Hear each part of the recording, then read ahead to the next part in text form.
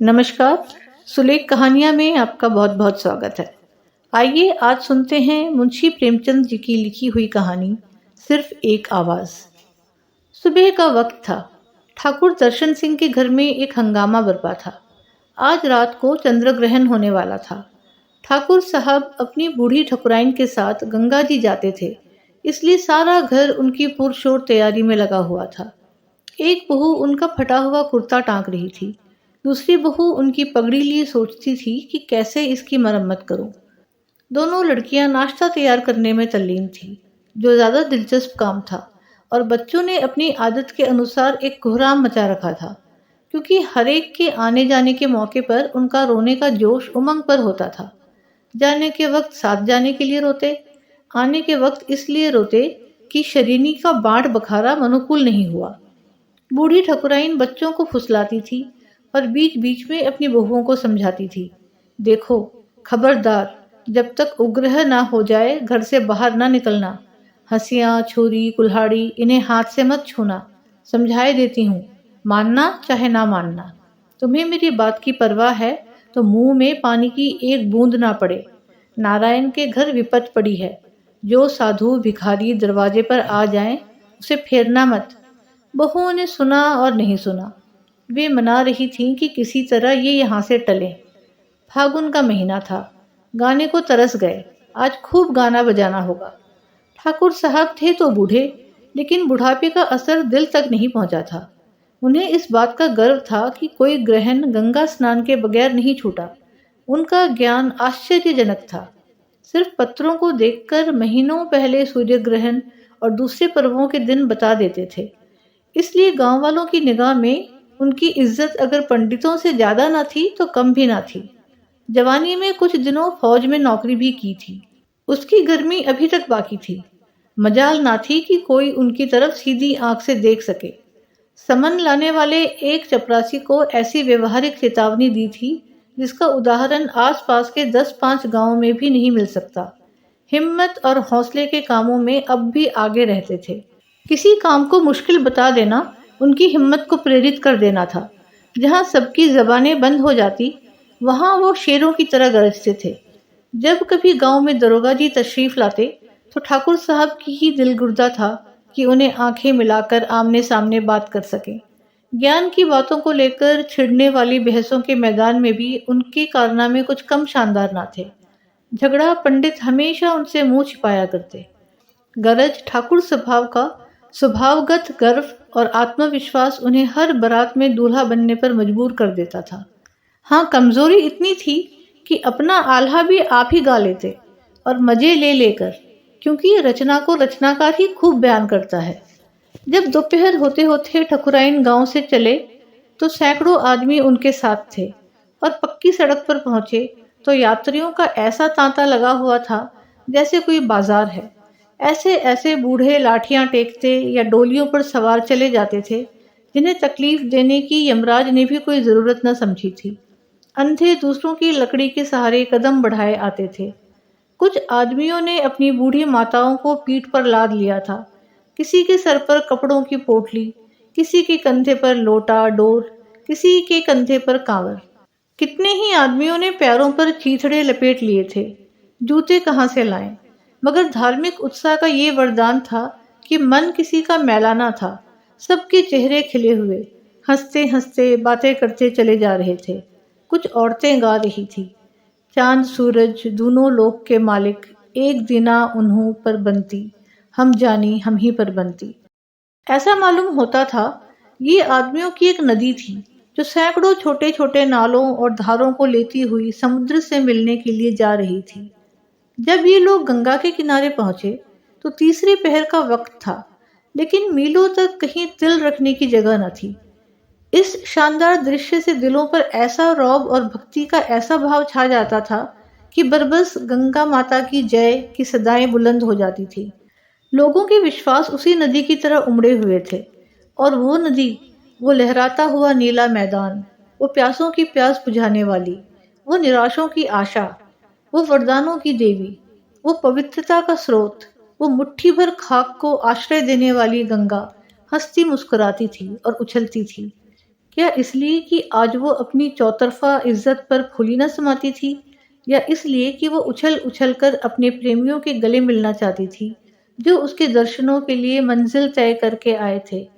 और उसके परिधान की प्रशंसा किस जबान से हो, जिस सूरज से चमकते हुए तारे टाँके थे और जिसके किनारों को उसकी किरणों ने रंग बिरंगे सुंदर और गतिशील फूलों से सजाया था। अभी ग्रहण लगने में घंटे की देर थी। लोग इधर उधर टहल रहे थे। कहीं मदारियों के खेल थे, कहीं चुनर वाले की लच्छेदार बातों के चमत्कार। कुछ लोग मेढ़ों की कुश्ती देखने के लिए जमा थे। ठाकुर साहब भी अपने कुछ भक्तों के साथ सैर को निकले। उनकी हिम्मत ने गवारा ना किया कि इन बाजारों दिलचस्पियों में शरीक हों। यकायक उन्हें एक बड़ा सा शामियाना तना हुआ नजर आया, जहां ज्यादातर पढ़े लिखे लोगों की भीड़ थी। ठाकुर साहब ने अपने साथियों को एक किनारे खड़ा कर दिया और खुद गर्व से ताकते हुए फर्श पर जा बैठे, क्योंकि उन्हें विश्वास था कि यहाँ उन पर देहातियों की ईर्ष्या दृष्टि पड़ेगी और संभव है कि कुछ ऐसी बारीक बातें भी मालूम हो जाएं जो उनके भक्तों को उनकी सर्वज्ञता का विश्वास दिलाने में काम दे सके। ये एक नैतिक अनुष्ठान था। 2-2,500 आदमी बैठे हुए एक मधुर भाषी वक्ता का भाषण सुन रहे थे। फैशनेबल लोग ज्यादातर अगली पंक्ति में बैठे हुए थे, जिन्हें कनबतियों का इससे अच्छा मौका नहीं मिल सकता था। कितने ही अच्छे कपड़े पहने हुए लोग इसलिए दुखी नजर आते थे कि उनकी बगल में निम्न श्रेणी के लोग बैठे हुए थे। भाषण दिलचस्प मालूम पड़ता था, वजन ज्यादा था और चटखारे कम, इसलिए तालियां नहीं बजती थी। वक्ता ने अपना भाषण में कहा, मेरे प्यारे दोस्तों, ये हमारा और आपका कर्तव्य है। इससे ज़्यादा महत्वपूर्ण, ज़्यादा परिणामदायक और कौम के लिए ज़्यादा शुभ और कोई कर्तव्य नहीं है। हम मानते हैं कि उनके आचार व्यवहार की दशा अत्यंत करुण है, मगर विश्वास मानिए, ये सब हमारी करनी है। उनकी इस लज्जाजनक सांस्कृतिक स्थिति का जिम्मेदार हमारे सिवा और कौन हो सकता है? अब इसके सिवा और कोई इलाज नहीं कि हम उस घृणा और उपेक्षा को जो उनकी तरफ से हमारे दिलों में बैठी हुई है, धोएं और खूब मलकर धोएं। ये आसान काम नहीं है। जो कालिख कई हजार वर्षों से जमी हुई है, वो आसानी से नहीं मिट सकती। जिन लोगों की छाया से हम बचते आए हैं, जिन्हें हमने जानवरों से भी जलील समझ रखा है, उनसे गले मिलने में हमको त्याग और साहस और परमार्थ से काम लेना पड़ेगा। उस त्याग से जो कृष्ण में था, उस हिम्मत से जो राम में थी, उस परमार्थ से जो चैतन्य और गोविंद में था। मैं ये नहीं कहता कि आप आज ही उनसे शादी के रिश्ते जोड़ें या उनके साथ बैठकर खाएं पिएं, मगर क्या ये भी मुमकिन नहीं है कि आप उनके साथ सामान्य सहानुभूति, सामान्य मनुष्यता, सामान्य सदाचार से पेश आएं? क्या ये सचमुच असंभव बात है? आपने कभी ईसाई मिशनरियों को देखा है? आह, जब मैं एक उच्च कोटि का सुंदर सुकुमार गौरवर्ण लेडी को अपनी गोद में एक काला कलूटा बच्चा लिए हुए देखता हूँ, जिसके बदन पर फोड़े हैं, खून है और गंदगी है, वो सुंदरी उस बच्चे को चूमती है, प्यार करती है, छाती से लगाती है, तो मेरा जी चाहता है उस देवी के कदमों पर सर रख दूं। अपनी नीचता, अपना कमीनापन, अपनी झूठी बड़ाई, अपने हृदय की संकीर्णता मुझे कभी इतनी सफाई से नजर नहीं आती। इन देवियों के लिए जिंदगी में क्या क्या संपदाएं नहीं हैं। खुशियां बाहें पसारे हुए उनके इंतजार में खड़ी थी। उनके लिए दौलत की सब सुख सुविधाएं थी, प्रेम के आकर्षण थे, अपने आत्मीय और स्वजनों की सहानुभूतियां थी और अपनी पराई मातृभूमि का आकर्षण था। लेकिन इन देवियों ने उन तमाम नेमतों, उन सब अछूत भाइयों से हमदर्दी का सलूक कर सके? क्या हम सचमुच ऐसे पस्त हिम्मत, ऐसे बोधे, ऐसे बेरहम हैं? इसे खूब समझ लीजिए कि आप उनके साथ कोई रियायत, कोई मेहरबानी नहीं कर रहे हैं। ये उन पर कोई एहसान नहीं है। ये आप ही के लिए जिंदगी और मौत का सवाल है।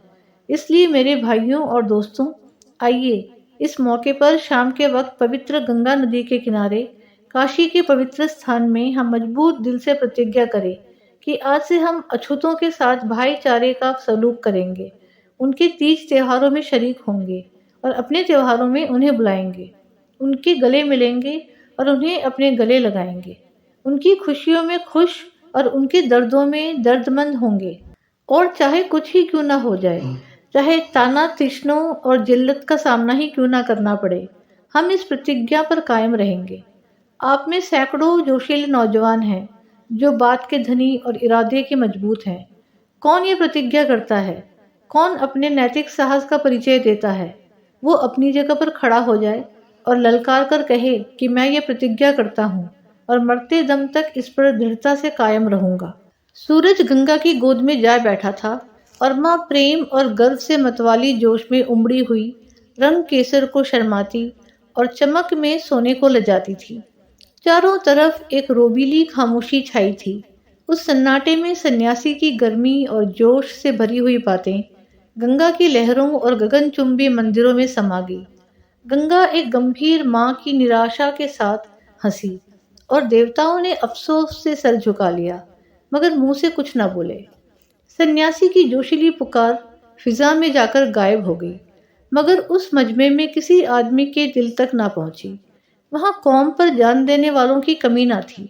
स्टेजों पर कौमी तमाशे खेलने वाले, कॉलेजों के होनहार नौजवान, कौम के नाम पर मिटने वाले पत्रकार, कौमी संस्थाओं के मेंबर, सेक्रेटरी और प्रेसिडेंट, राम और कृष्ण के सामने सर झुकाने वाले सेठ और साहूकार, कौमी कॉलेजों के ऊंचे हौसलों वाले प्रोफेसर और अखबारों में कौमी तरक्कियों की खबर पढ़कर खुश होने वाले दफ्तरों के कर्मचारी हजारों की तादाद में मौजूद थे। आंखों पर सुनहरी ऐनकें लगाए मोटे मोटे वकीलों के एक पूरी फौज जमा थी, मगर सन्यासी के उस गर्म भाषण से एक दिल भी ना पिघला, क्योंकि वो पत्थर के दिल थे जिसमें दर्द और घुलावट ना थी, जिसमें सदिच्छा थी मगर कार्यशक्ति ना थी, जिसमें बच्चों की सी इच्छा थी मर्दों का से इरादा ना था। सारी मजलिस पर सन्नाटा छाया हुआ था। हर आदमी सर झुकाए फिक्र में डूबा हुआ नजर आता था। शर्मिंदगी किसी को सर उठाने ना देती थी और आंखें झेप के मारे जमीन में गड़ी हुई थी। ये वही सर है जो कौमी चर्चों पर उछल पड़ते थे। ये वही आंखें हैं जो किसी वक्त राष्ट्रीय गौरव की लाली से भर जाती थी। मगर कथनी और करनी में आदि और अंत का अंतर है। एक व्यक्ति को भी खड़े होने का साहस ना हुआ। कैंची की तरह चलने वाली जबान भी ऐसे महान उत्तरदायित्व के भय से बंद हो गई। ठाकुर दर्शन सिंह अपनी जगह पर बैठे हुए इस दृश्य को बहुत गौर और दिलचस्पी से देख रहे थे। वो अपने मार्मिक विश्वासों में चाहे कट्टर हों या ना हों, लेकिन सांस्कृतिक मामलों में वे कभी अगुवाई करने के दोषी नहीं हुए थे। इस पेचीदा और डरावने रास्ते पर उन्हें अपनी बुद्धि और विवेक पर भरोसा नहीं होता था। यहाँ तर्क और युक्ति को भी उनसे हार माननी पड़ती थी। इस मैदान में वो अपने घर की स्त्रियों की इच्छा पूरी करने को अपना कर्तव्य समझते थे, और चाहे उन्हें खुद किसी मामले में कुछ ऐतराज भी हो, लेकिन ये औरतों का मामला था और इसमें वो हस्तक्षेप नहीं कर सकते थे, क्योंकि इससे परिवार की व्यवस्था में हलचल और गड़बड़ी पैदा हो जाने की जबरदस्त आशंका रहती थी। अगर किसी वक्त उनसे कुछ जोशीले नौजवान दोस्त इस कमजोरी पर उन्हें आड़े हाथों लेते, तो वे बड़ी बुद्धिमत्ता से कहा करते थे, भाई ये औरतों के मामले हैं, उनका जैसा दिल चाहता है करती हैं, मैं बोलने वाला कौन हूँ। गरज यहाँ उनकी फौजी गर्म मिजाजी उनका साथ छोड़ देती थी। ये उनके लिए तिलिस्मी की घाटी थी। यहाँ होश हवास बिगड़ जाते थे और अंधे अनुकरण और पैर बंधी हुई गर्दन पर सवार हो जाता था। लेकिन ये ललकार सुनकर वे अपने को काबू में न रख सके। यही वो मौका था जब उनकी हिम्मतें आसमान पर जा पहुंचती थी। जिस बीड़े को कोई न उठाए, उसे उठाना उनका काम था। वर्जनाओं से उनको आत्मिक प्रेम था। ऐसे मौके पर नतीजे और मसलहत से बगावत कर जाते थे, और उनके इस हौसले में यश के लोभ का उतना दखल नहीं था जितना उनके नैसर्गिक स्वभाव का। वरना ये असंभव था कि एक ऐसे जलसे में जहाँ ज्ञान और सभ्यता की धूमधाम थी, जहाँ सोने की ऐनकों से रोशनी और तरह तरह के परिधानों से दीप्त चिंतन की किरणें निकल रही थी, जहाँ कपड़े लत्ते की नफासत से रौब और मोटापे से प्रतिष्ठा की झलक आती थी, वहाँ एक देहाती किसान को जबान खोलने का हौसला होता। ठाकुर ने इस दृश्य को गौर और दिलचस्पी से देखा। उसके पहलू में गुदगुदी सी हुई, जिंदा दिली का जोश रगों में दौड़ा। वो अपनी जगह से उठा और मर्दाना लहजे में ललकार कर बोला, मैं ये प्रतिज्ञा करता हूँ और मरते दम तक उस पर कायम रहूंगा।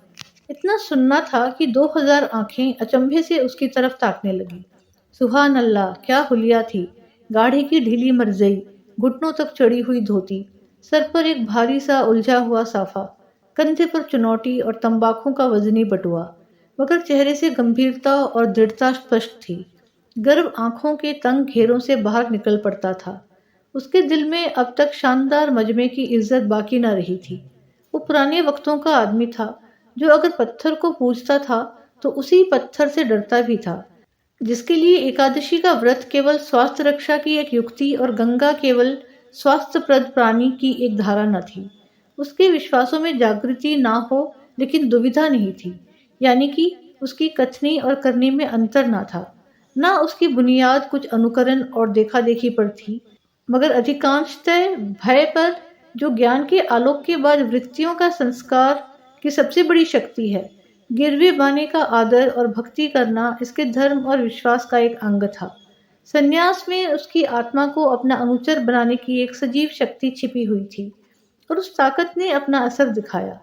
लेकिन मजमे की इस हैरत ने बहुत जल्द मजाक की सूरत अख्तियार ली।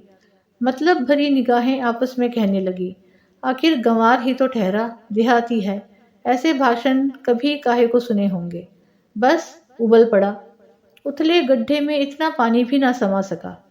कौन नहीं जानता कि ऐसे भाषणों का उद्देश्य मनोरंजन होता है। 10 आदमी आए, इकट्ठे बैठे, कुछ सुना, कुछ गपशप मारी और अपने अपने घर लौटे। ना ये कि कौल करार करने बैठे, अमल करने के लिए कस्में खाएं। मगर निराश सन्यासी सोच रहा था, अफसोस, जिस मुल्क की रोशनी में इतना अंधेरा है, वहां कभी रोशनी का उदय होना मुश्किल नजर आता है। इस रोशनी पर, इस अंधेरी, मुर्दा और बेजान रोशनी पर मैं जहालत को, अज्ञान को ज़्यादा ऊंची जगह देता हूँ। अज्ञान में सफाई है और हिम्मत है। उसके दिल और ज़बान में पर्दा नहीं होता, न कथनी और करनी में विरोध। क्या ये अफसोस की बात नहीं है कि ज्ञान अज्ञान के आगे सर झुकाए? इस सारे मजमे में सिर्फ एक आदमी है जिसके पहलू में मर्दों का दिल है, और वो उसे बहुत सजग होने का दावा नहीं, लेकिन मैं उसके अज्ञान पर ऐसी हजारों जागृतियों को कुर्बान कर सकता हूँ। तब वे प्लेटफॉर्म से नीचे उतरे और दर्शन सिंह को गले से लगाकर कहा, ईश्वर तुम्हें प्रतिज्ञा पर कायम रखे। उम्मीद है आपको ये कहानी पसंद आई। पसंद आई हो तो वीडियो को लाइक और शेयर अवश्य करें, और ऐसी ही कहानियाँ सुनना चाहते हैं तो चैनल को सब्सक्राइब करना ना भूलें। धन्यवाद।